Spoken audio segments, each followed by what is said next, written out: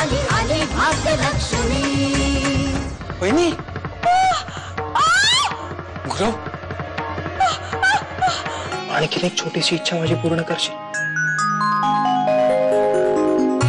कोणती इच्छा? मुंबईतल्या मुलींसारखे कपडे तर नाही आणलेत ना? नाही,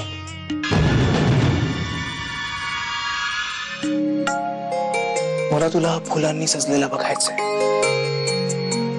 फुलांनी मडलेला बघायचंय।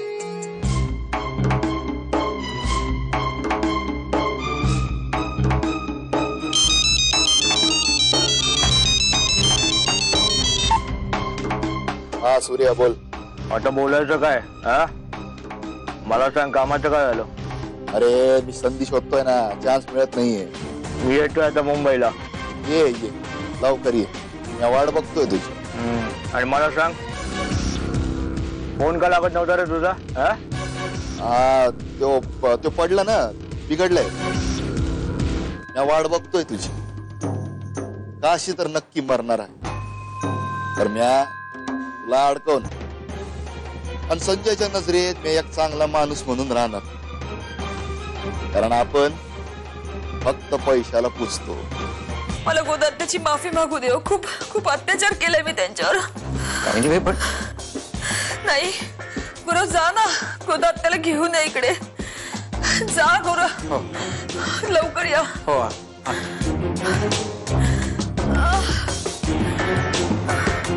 हा दरोडा पडला तेव्हा तू कुठे होतास? इथे कोण कोण होता? किती वाजता पडला दरोडा? तुला कधी कळलं? अरे काहीतरी बोलतील की नाही? मला याच्यातलं काय माहिती नाही हो, आणि तुम्ही प्रश्नांची जी काय उत्तर मला विचारतात ती उत्तर द्यायच्या मनस्थितीत मी नाही हो। पायाखालची जमीन सरकल्यासारखं वाटतंय अशा अवस्थेत। अरे मग आम्हाला तपास कार्यात मदत कोण करणार?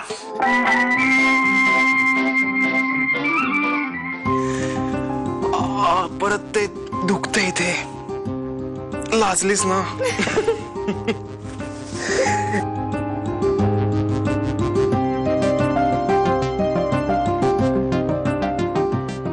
एकतरी सुंदर रूप, त्यात तू अशी गोड लाजतेस।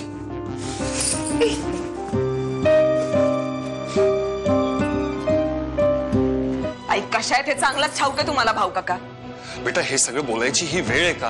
तू ऐक माझं, त्यांच्यावर तातडीनं उपचार करण्याची गरज आहे।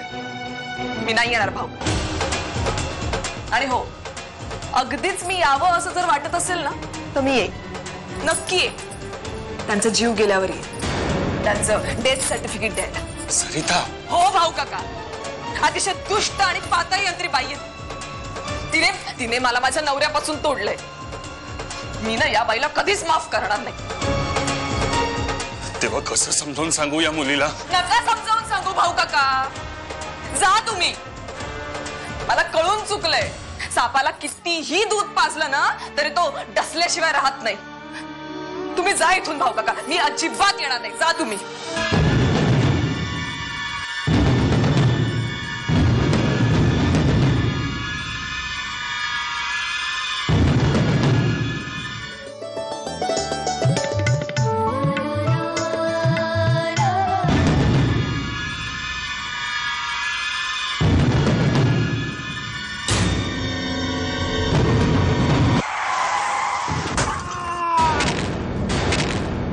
माझ्या अंगी हा शहारा, हात येते हातात, होई तोच किनारा, श्वास तुझा गुलाबाचा भिनला मनात, देह सचिंब भिजले कोवळ्या उन्हात, चांदण्यांचे स्पर्श हसून गालात सुरेख,